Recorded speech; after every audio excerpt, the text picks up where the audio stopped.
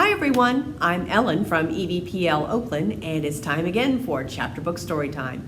On this week's edition of the Variety Pack, I have a mystery to solve. It's called Sisterhood of Sleuths by Jennifer Chambliss Bertman. Jennifer has also written the Book Scavenger series, which is also another good series you might want to pick up. This story is a mystery, and it's also a story about friendships and how they can change over time.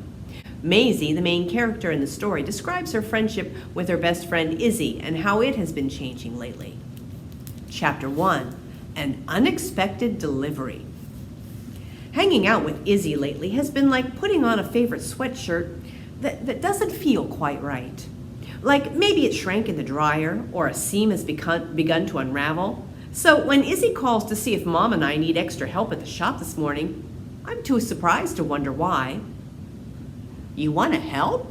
I repeat. Izzy hates spending time at Alter Ego.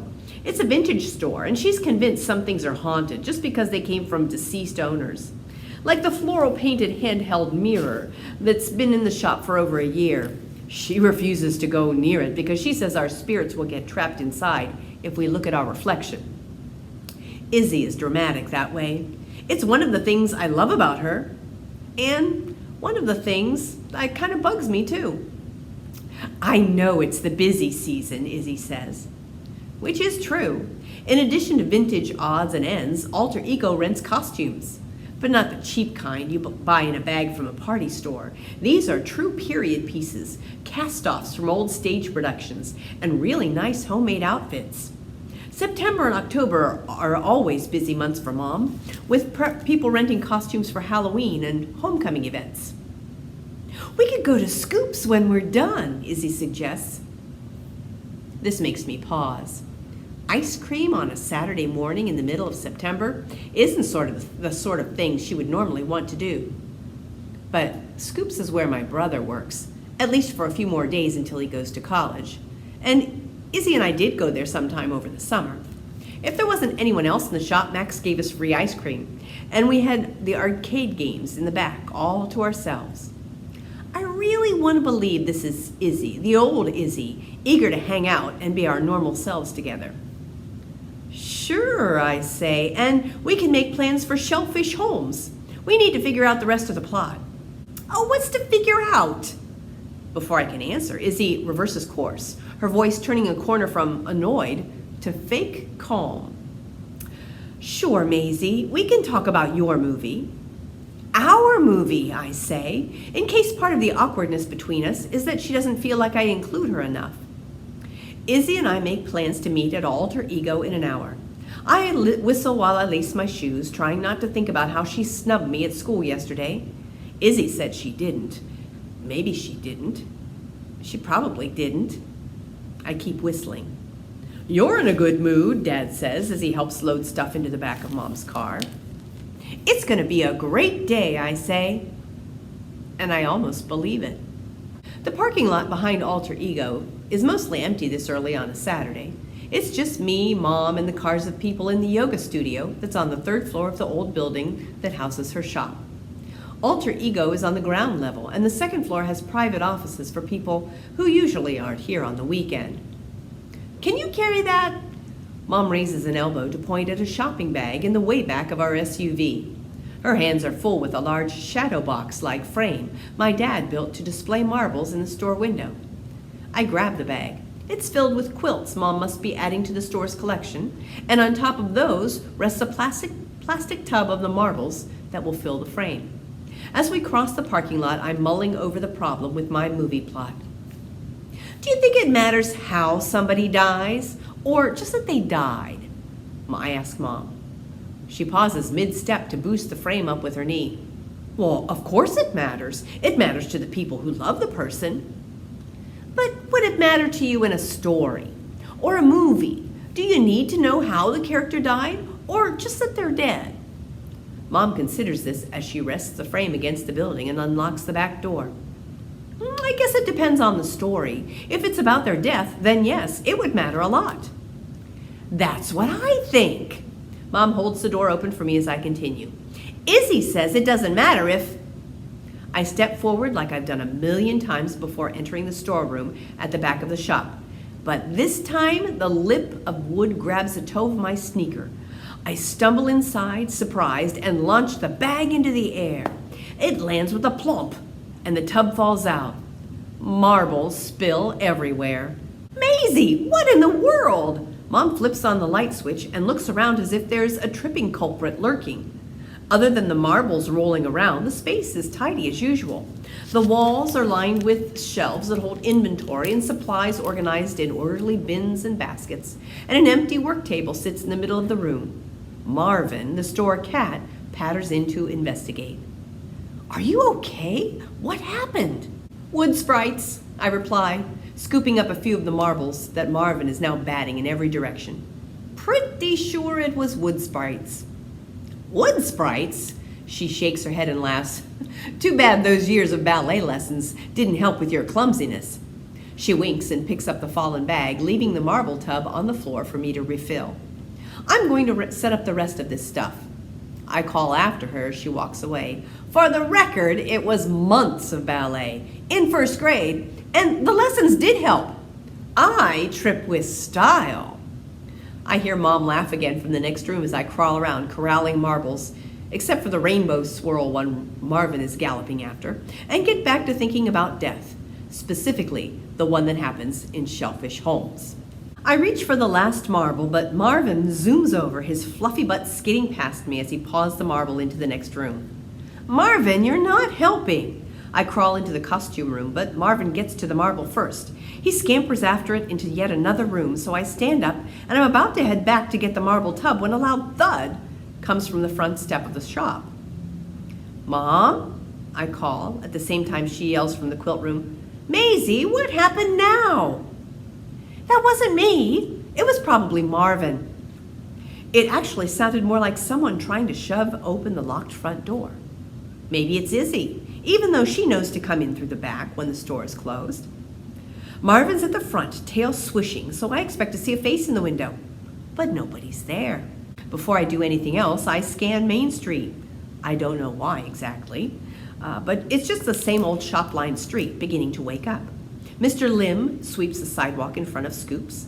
Someone from Abuelita's Tacos sets out a fresh bowl of water for dogs, and a couple exits the coffee shop, to-go cups in hand. Marvin paws at the door and meows. There's a large package of some sort out there. That must have been the thud. I unlock the door and open it, shoving the package far enough away that I can step out. It's a heavy box, and I have to lean to the door to move it. Marvin brushes past my leg, going outside to rub against a corner of the cardboard. "Who left this?" I asked him. "Meow," he replies. I try to pick up the box, but it's too heavy. I scoot it with the side of my foot, alternating legs as I move it inch by inch until it's just inside and I can close the door. Marvin jumps on top, but the flaps sink and he springs right out. The box wasn't sealed or even addressed. "Someone left a box of stuff at the front door," I called to Mom. Sometimes people bring in random things to see if Mom wants to buy them. "Hello," Izzy's voice wafts from the back room, hesitant and unsure. "Mrs. Turner? Maizy?" "Isabel!" I leave the box and run to the back. She's still holding the door open, eyeing the shelves around her warily. "Come on in, the ghosts won't bite," I say. "Hilarious," Izzy mutters with a roll of her eyes, like that was definitely not what she was worried about. But she only takes a baby step inside. I throw my arms around her and squeeze. "You know I'm teasing, Izzy." She relaxes, gently removing herself from the hug. "I know, and you know I go by Isabel now." Right. It's just hard to think of you any other way. You've always been Izzy to me. Isabel feels like a completely different person, you know? She shrugs and says, "Well, around other people, at least try to remember." Mom sets us up with freshly laundered costumes that need to be put on hangers and an assortment of collectible tins that need to be stickered. She also wheels the box back on a dolly, dropping it next to my feet with a thud.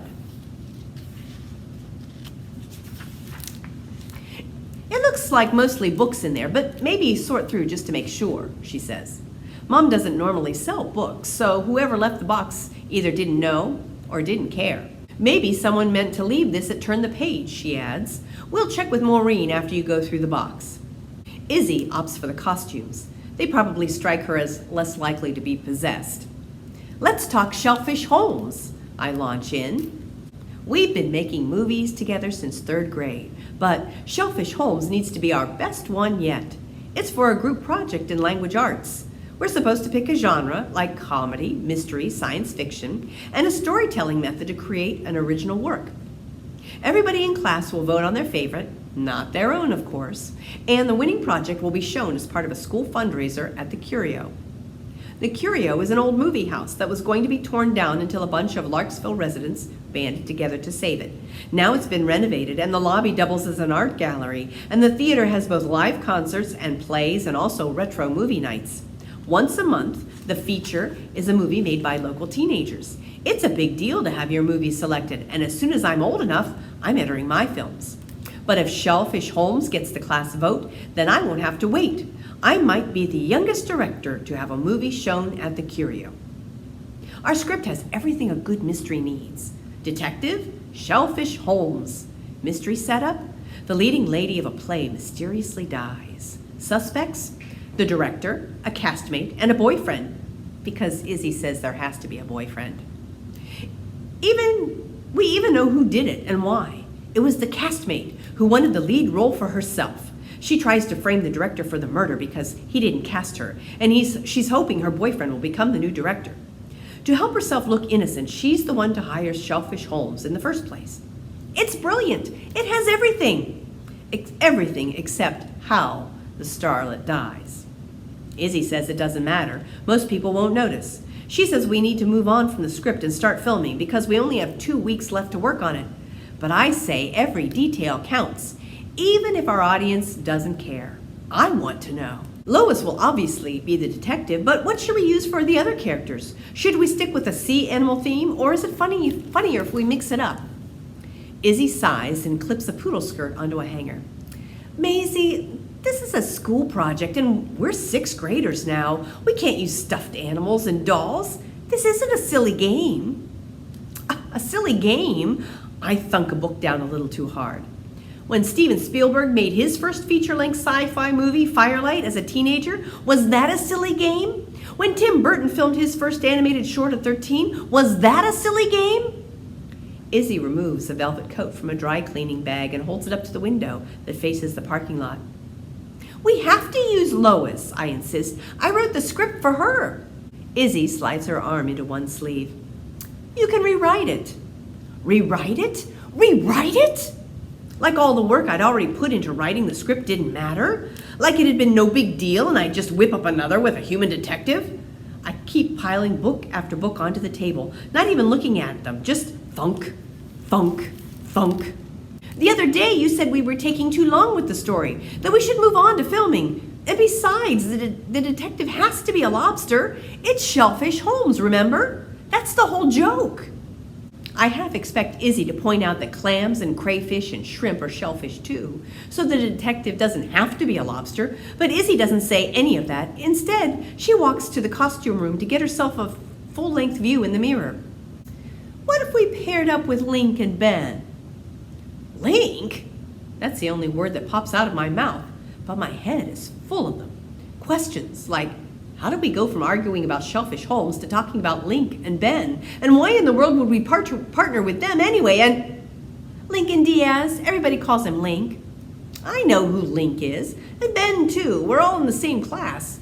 We don't need to partner with them or anyone else. Mr. Orson said just 2 of us is fine. Well, maybe it would be more fun. Think about it. We could go see if they're playing arcade games at Scoops later and ask him. Scoops? That's why she wanted to get ice cream. That's why she offered to help this morning. Ooh, I'm too mad to talk about this anymore.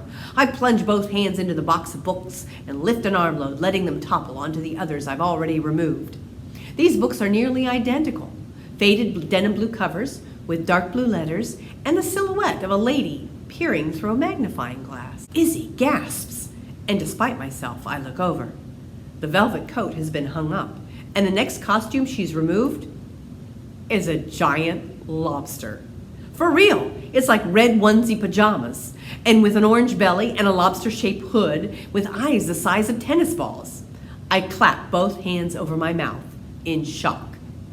Somehow this makes me feel triumphant, like the universe is siding with me in this Shellfish Holmes debate, and I shed my anger. "What?" I exclaim at the same time Izzy says, "How?" Our laughter spills out like shaken soda cans, spraying around the room, and it's the old Izzy and Maizy again. The release feels so good, and our argument over our school project seems ridiculous. Even more ridiculous than this lobster costume. "It's fate," Lizzie wheezes, wiping tears from her eyes. I can't stand straight. I'm laughing so hard, but I nod in agreement. "We don't have to use Lois," Izzy says. "You can be Shellfish Holmes. You have to wear this. You have to." I do, I agree. I totally do. Still giggling, I reach down to the book box, but it's empty now, except for a card. I pick it up and realize it's not a card.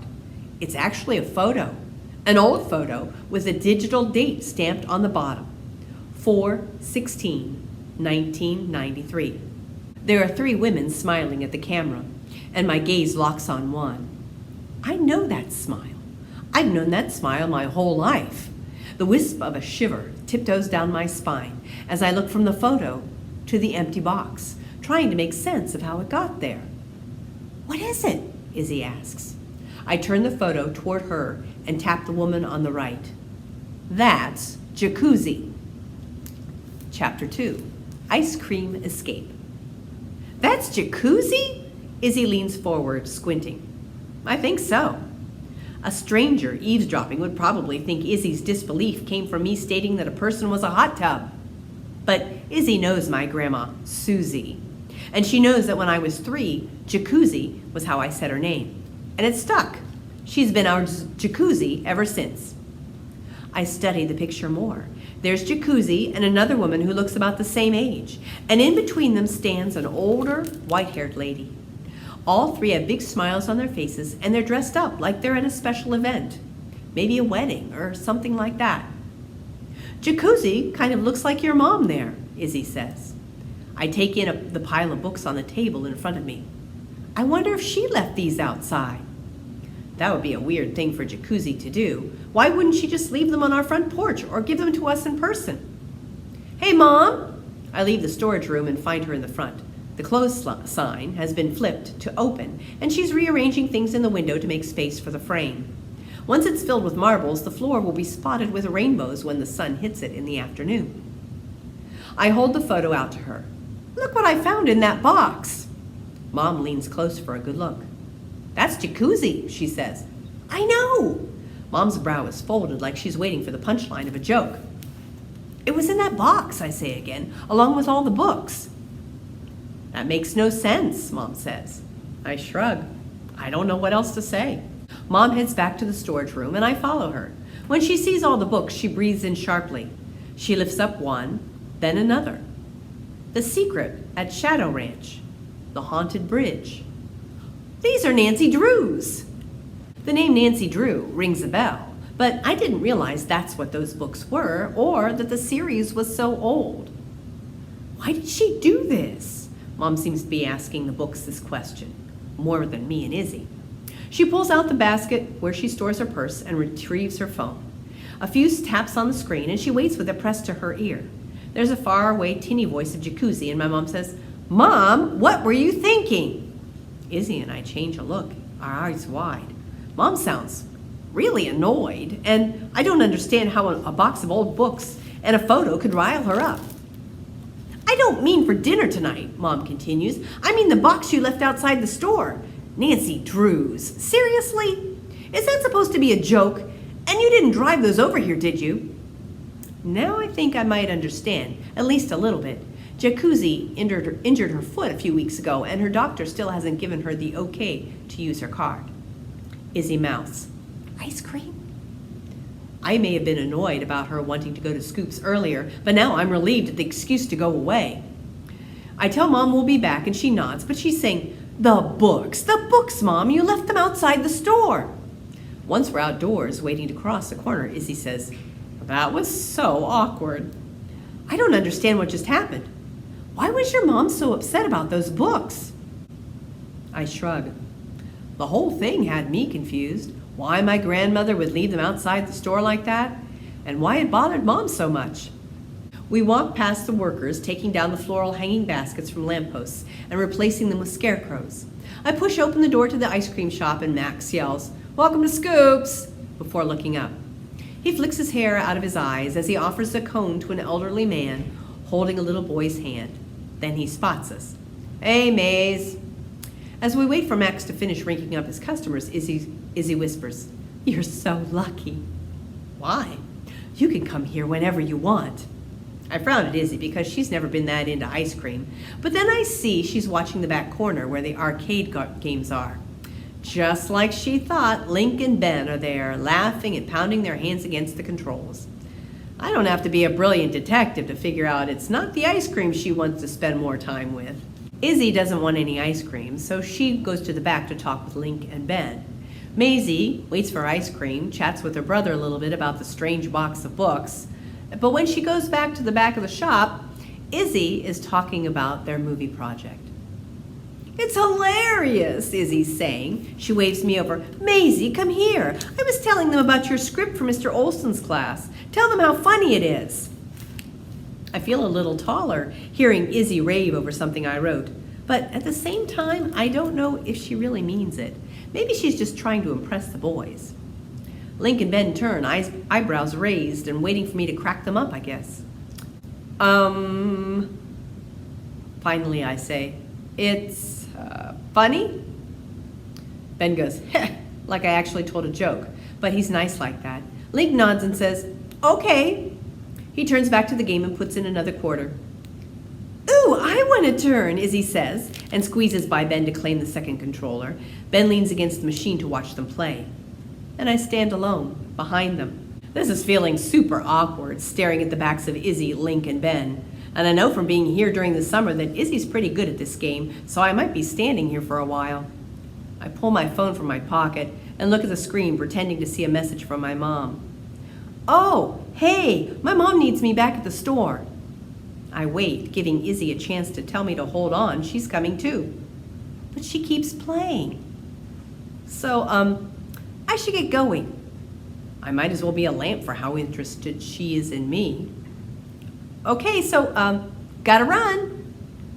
I raise a hand, waggle my fingers, and say, "Toodles!"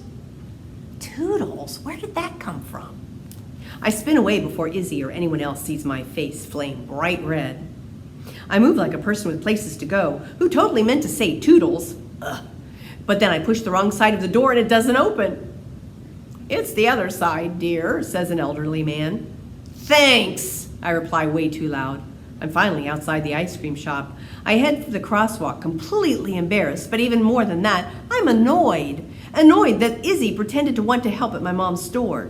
Annoyed that she tried to use my funny script to impress Link and Ben. Annoyed that the only time she seemed to remember I existed was when she was telling them about it. And I'm annoyed that she treated me like a lamp. But also, I acted like a lamp, so I'm annoyed at myself too.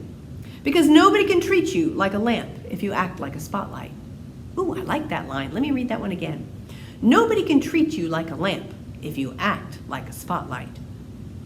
Bells jingle behind me as someone else leaves Scoops, and my spirits lift with the hope that it's Izzy, coming after me to apologize. I don't want to give her the satisfaction of an easy apology, so I stare straight ahead. But that resolve melts in seconds. I don't like playing dramatic games. I just want things to be normal with us. I turn, preparing to smile and brush off the whole morning, but it's not Izzy who walked out. It's Cam, one of the boys' sisters.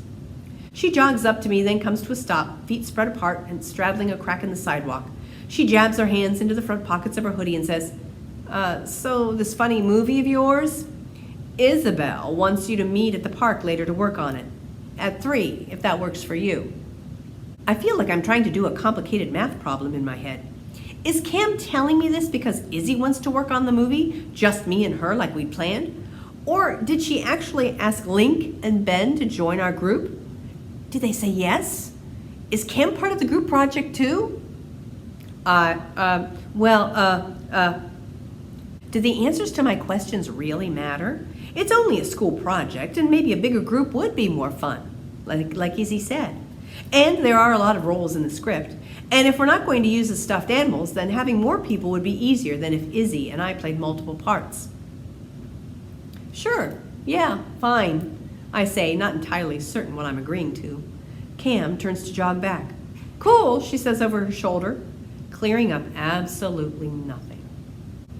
At 3 o'clock, Maizy goes to the park, and sure enough, Ben and Link are there, and Izzy, or Isabel, and I guess Link and Ben are going to be part of the group, and they're going to make the Shellfish Holmes movie. But Isabel is livid. She is so upset because Maizy came to the park dressed in the lobster costume. Isabel even says, "Why don't you grow up? Why don't you act your age? Why don't you stop being a baby?" And Maizy is just mortified and so upset with Izzy. And later on in school, Ben and Link want to change the whole movie, the whole script of Shellfish Holmes. And so Maizy has no other choice but to leave the group. She's not going to do it. Meanwhile, the mystery of the Nancy Drew mysteries is growing. Jacuzzi swears that she did not bring that box of books to the store, and she did not put that photograph in. In fact, she doesn't even recognize the women in the photograph, and she doesn't remember when it was taken. She doesn't remember anything about it. She has her own Nancy Drew mysteries, and she would never part with them. This is on Maisy's mind too, as she goes to school the next day and decides that she's going to have a new group. She finds one in Nell, an old friend, and Cam, the sister. And so they decide they're going to have a group. What are they going to do? They're going to do a documentary about Nancy Drew and the Nancy Drew Mystery Series. One day, Maizy decides that since she's doing a documentary about Nancy Drew, maybe she should read one of the mysteries and see what they're like. So she picks up one, The Message in the Hollow Oak, and she finds on the front page an inscription. Friendship is no big thing. It's a million little things. Dear Annette, thank you for a million little things. Happy 10th birthday. Your friend, Susie, 1959. Susie? That's Grandma Jacuzzi. Why did she say she doesn't know anything about these books when she's signed one? What is going on here? All the time that Maizy is trying to figure out the mystery of these books, she's working on the documentary and finds out a lot of information on Nancy Drew and the Nancy Drew mysteries. Have you ever read a Nancy Drew mystery? We have a lot of them at EVPL. I've got a few here. Here is The Hidden Staircase, and here's another one called The Secret of Shadow Ranch. These were first written in the 1930s, so this series has gone on for a long time. And then here's a younger version called Nancy Drew and the Clue Crew, that's hard to say. Nancy Drew and the Clue Crew, and this was written in the 2000s, published in the 2000s, and so it's still going today. And so that's the question they decide to answer in the documentary. Why is Nancy Drew so popular, and why has she continued to be so popular all these years? And so they find a lot of interesting information about Nancy Drew. Nancy Drew books first appeared in the 1930s, and they were started by a man. Edward Stratemeyer had a publishing company, and he wrote a lot. In his publishing company, a lot of titles were written. He would come up with an idea for a story, write an outline, and then hand it to another writer who would write the story. And for many years they had the Bobbsey twins, and in the 1920s the Hardy Boys was very popular. And so in the 1930s he wanted to start a new series, so he thought, why don't we have a girl detective, Nancy Drew?